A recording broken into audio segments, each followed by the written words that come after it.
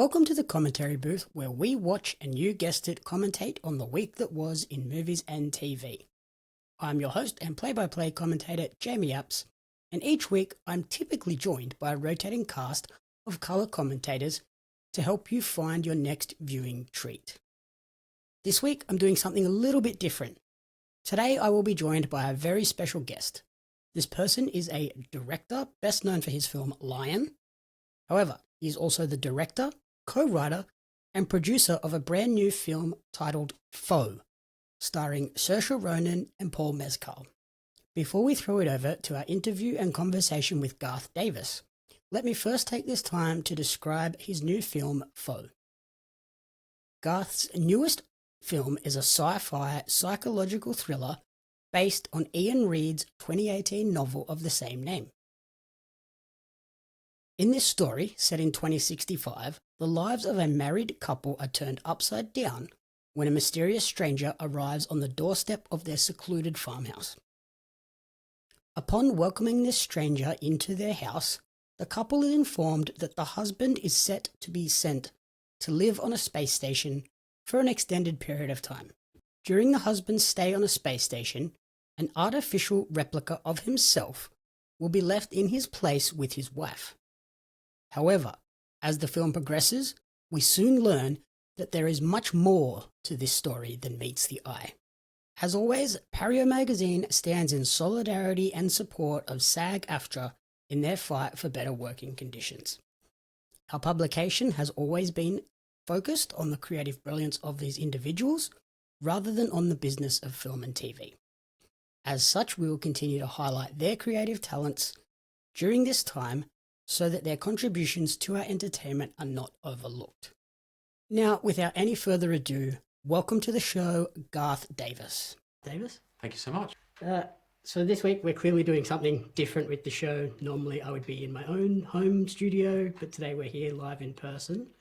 We're going to chat about your sort of journey with film and TV and then move into discussing the film itself. Okay. Firstly, what would be your favourite movies and TV shows? Oh, that's always a hard question. I don't have anything in particular. I guess I grew up with movies like Alien, Blade Runner, so I guess I'm a lover of all of that era. Mm-hmm. I guess I got pretty involved in John Cassavetes for performance. I love all the Italian neo-realists. I don't have one particular favourite movie. I kind of have gone on a journey. And now I don't really watch a lot of movies. I guess I get my inspiration from painting. Okay. And art, I guess. How does that sort of play into the filmmaking process? I guess it's an interesting question because I always wanted to be a painter, and then I kind of fell into being a filmmaker, and I found a similarity that in filmmaking you find a deep emotional place, which you do when you paint. And I guess that's what I find with art, is that it just one image can mean so many things. And I guess that's a parallel. It's something that you can't describe. Like film should be two things come together to create something that's not there. Do you know what I mean? It's a kind of an alchemy of sorts. And that's how I find painting and visual art. Okay. And you mentioned Blade Runner. I think that comes through in Foe as well. Yes. Quite a bit. Yeah. I guess I love movies that have vision and also character-driven pieces. You know, where you really feel the performance coming through. So, I've always been drawn to actors and performances is something that's always driven me. And I think the performances in this movie, they're some of the strongest elements of the film, especially because there's really only three main actors that we see on screen. How was that process of working with the three actors and getting those performances out of them? That was one of the reasons why I was really attracted to the material, because it was about the actors and about the high stakes situations that we were exploring. And I guess that's what really excited me. There's nothing makes me happier than working with actors on something super ambitious and witnessing their choices in front of the camera. So I find it a very you can determine things to a certain point, but it's kind of undetermined, So if you're doing the right thing, for me, it's like you're witnessing something on the day, and it's very exciting. So I find that really, really, really beautiful. And actors are incredible people. I don't know how they do it, but they literally become these characters, and they access all this emotion and thought, and all these kind of beautiful human aspects kind of come out in front of the lens. So I just think they're the most fascinating aspect for me, particularly with Foe. It was very exciting because it had the story that you think you're watching, and then the story that's really happening. And I guess the play between those two, in terms of how we performed it, acted it, and covered it, was a real fun thing to craft. And then in terms of Foe, because it is based on a book, when did you sort of first come across this story, and what was it that made you want to develop it further into a film? Yeah, somebody suggested I should read the book, and I did, and I pretty much fell in love with it straight away. I mean, at first I was taken by how visual it was. I felt like I'd entered an old movie, like the stranger arriving in the night, coming in, interrupting this marriage. So I guess I was really with it visually. I was really watching the movie in my mind when I was reading the book. But then it just took this incredible U-turn, and the mystery surrounding this stranger in the night went away, and the real mystery was this relationship, and why the wife of that relationship, Hen, was behaving in such erratic ways. And so I just got completely compelled in a way that I don't think I have been in a while. And then I went down that rabbit hole of the story, and you can't believe where you go. And but ultimately I fell in love with this couple, this love story, and also what Hen was fighting for. And she really understood the preciousness of time, how important our time is here, and she really wanted to feel agency again, and feel alive and live a life, which I really related to. Okay, so on that front, what would you describe the film as to sort of people that may have only seen the trailer or only seen the poster in the cinema? I guess it's I would just say it's a relationship story set in the near future, as opposed to a dystopian sci-fi thriller. It really isn't that. I guess just really encourage people to watch it, because it is so rich. There's so much to get from it. You could talk about it for hours. Yeah, well, I was writing down themes as I was watching it, and I came up with a lot. I was shocked by how much was in there. Sort of, I picked up some climate change elements, a bit of like AI and sort of the tech boom that we're in at the moment. Government controlled corporations, factory farming. I thought that was an interesting element to have sort of in there as well. And then obviously the love and the mental health aspects. Was it difficult to weave all of those in and still sort of tell a coherent story? Yeah, I mean, I think even though all that sounds complicated, it is very simple. It is, it's very focused on the relationship in this isolated farmhouse, and I guess it looks at a relationship that it's a loving relationship. Like they're soulful together. They're like soulmates in many ways, but over time, they're just taking each other for granted, and they've kind of grown apart. And I guess that really interested me, because most relationships in movies have a defining event like an affair or a tragedy or something, where this is just something more relatable, I think, to everyday people. So I found that fascinating. I guess the near future thing, I guess the state of this marriage is reflected metaphorically in the environment. Mm-hmm.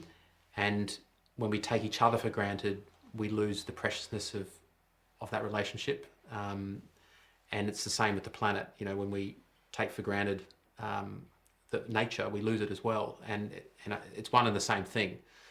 Take anything for granted that's precious, you lose it. And I guess that's at the heart of it all. I guess if you fast forward into the future, like we're like 30 years into the future in this story, I guess the choices we made, we feel are pretty believable and forecasted, relatively so. I mean, it's a sad fact to think that we're spending all this money to try and live off Earth, when we should just be saving the very thing here. Yep. So I guess that's very sad. And yes, mega industries, big corporations taking over everything. All of that in a way creates a ticking clock in the story. it reminds us of our mortality and the fleeting nature of our lives. So hopefully, by making it feel very imminent and close to audiences, hopefully when they watch this movie, they go, fuck, this feels kind of relevant. And hopefully it just makes people reflect, am I living the life I want to live? And am I taking care in all of my choices? So I guess it was all designed to kind of make this story not feel far away, but it's kind of relevant today. And was the AI and tech sort of element, was that an important part for you to involve as well? I guess what I really loved about the AI in this story, it's not a story about AI, but what I loved about the AI aspect was it allowed us to explore this relationship in a really exciting way, in a way you couldn't ordinarily. So she has the opportunity to have a relationship with a version of her husband like when they first met. Mm-hmm. And so it's just kind of a really cool concept. I really love that. So she's not having a relationship with a stranger, she's having a relationship with a husband, you know, before he kind of closed down emotionally. So I found that a really fascinating idea and a really beautiful use of AI as a device. I guess all of the broader themes that kind of bubble up are not necessarily designed. I guess that's what's great about film, is you're telling the story, and through the richness of that, these themes start to surface in the making of it. And there's lots of things that I'm reflecting on now, even having made it. When I watch it, I pick up different things that come through the AI aspect. I guess one of the things that I noticed just recently was how the AI in our movie are kind of fascinated by the Beatles. Mm-hmm. They have this unbelievable curiosity, and I thought about that a little bit, and it reminded me of Buddhism in some ways. Like, all of us are, when we're born, we see the wonder of the world. If you look at kids, they're just drawn to everything. Yep. You know, the beauty of everything. It's alive and tangible. But over time, we just forget to see it. We forget to see it. We become blind to its beauty and its miraculousness. Suddenly, we're just in our minds, in our iPhones, in this kind of virtual world, trying to create something like that, but in a virtual place. It's kind of ridiculous. We've lost our curiosity. We've lost our ability to see what is miraculous right in front of us. So I guess that's what I found really powerful in those Beatle moments, was the AI has that sense of curiosity and magic we've lost. Yeah, and I think that also then reflects in their relationship as well. They're losing the focus on the thing that they actually loved. Exactly. And another thing that I really enjoyed was you didn't just reflect those climate change issues through the story. It was also through the cinematography as well. We had the beautiful landscapes of, was it South Australia? All of those were filmed in? Yeah, the house was, we built the house at the Winter Wetlands in Victoria. And then, yes, the broader landscapes were in South Australia. Yeah, so we had those beautiful landscapes, and then the dichotomy with the sort of run-down, man-made structures. I thought that was a really interesting dynamic to bring into the film as well. Yeah, I mean, we definitely saw Junior is, this is Junior's family farm. There's like 5th or 6th generation, I think, in we say in the story. So he's a custodian to that and trying to keep the lineage going. And in a way, it's he's holding on to the past, and it's kind of dying. Like, they don't farm anymore. I mean, these are issues that are facing similar families, even in Australia, these generational farms, and this responsibility they feel to keep it going, for all of their ancestors. Mm-hmm. They feel that responsibility, but at what point do you pull up stumps and move on, and I guess Junior feels that he has to hold on to it, and it becomes a bit of like a house of ghosts, like it's all the memories and things we hold on to. So the nostalgia is a big, important part of the story. And also Hen is the next woman in line of the patriarchal cycle. I think it's very interesting. So when we move outside of that, really wanted the earth to be represented almost as a character as well. And I wanted to feel the earth bleeding. I wanted to feel the earth suffering. And in a way start to see it like Mars, start to see it shape-shifting into something that isn't full of life anymore. Because, it's happening. And then we get the rainstorm at the end. Is that kind of the earth like crying what has happened? Yeah, I guess the rain was a device that represented their relationship. So there's a little memory in the movie where you see them get married in the rain. So like back when they were happy together, there was rain, and then the whole movie's about there hasn't rained, and then when it does rain, in a way, is a very important part of the story where, in a way, the universe is giving Junior a second chance to kind of stop being an idiot and, I guess, reconnect with his wife. So yeah, the rain is the universe's way of kind of intervening in a way and trying to change the course of their journey. And then sort of my last note that I made on the film was this is a spoiler for people that haven't watched it, the twist at the end. How important was it to make sure that that twist was shocking and not easily predicted? I mean, it's all there to be predicted, but I was quite amazed how audiences get so swept up in the story and they don't see it. So yeah, look, and every audience member is different. You know, like some people can get things earlier rather than later. So I guess it was important to note that the reveal, this movie isn't about a reveal. The reveal is important because it answers a lot of questions for people. But we just had to make sure that it was rich enough, that the movie was much more than that. Like there's still a whole other act to go after that reveal. I guess what I was hoping is that the audience get to discover it rather than us telling you what's happening. So I love the way we constructed the scenes. It's a bit confronting, like you do have to work hard at it. You're kind of confused, but you put it all together. And there's that, I always love that in a movie when that satisfaction of working it out, So I think we tried to construct it in that way. So that way it was more emotionally felt, I think, as well. And it's also in line with Junior's realization that he's not real. He's putting the pieces together himself, as is the audience, and you kind of almost come together at the same point. So yeah, it was definitely a challenge, but a lot of fun. Yeah, I adored that reveal. I didn't see it coming. Like I've seen a few other films recently, like the biggest one was Saw X, and I felt their twist reveal was very predictable from the outset, whether that was having seen all the Saw films previously. Yeah. But this one I didn't see coming, but I thought it really sort of changed the entire dynamic of what we'd already seen and what was to come. Everything. So yeah, very well done. Well, good. I'm glad it worked for you. That's good. Happy with that. Thank you for joining me on the show. Why don't you sort of go ahead and let our audience know where the best place is to follow you, track your creative journey, and support the film? I don't have any social media, so look, I guess it'd just be great for everyone to go and see it in the cinema while it's in the cinema, because it is really a cinematic experience, and even go see it twice. It's like two movies in one. Yeah, I think you would get a lot from seeing it a second time, having seen the reveal. Yeah, it's fun watch, the second watch. And I just wanted to say that on behalf of the actors, I know that they really wish they could be out here promoting the film, and just wanted to shout out for them that how passionate they are about the work that they've done here, and hopefully soon when the strike's finished they can start speaking to their ideas and to their thoughts about the characters in the film itself. So yeah, that'll come soon, so excited for that.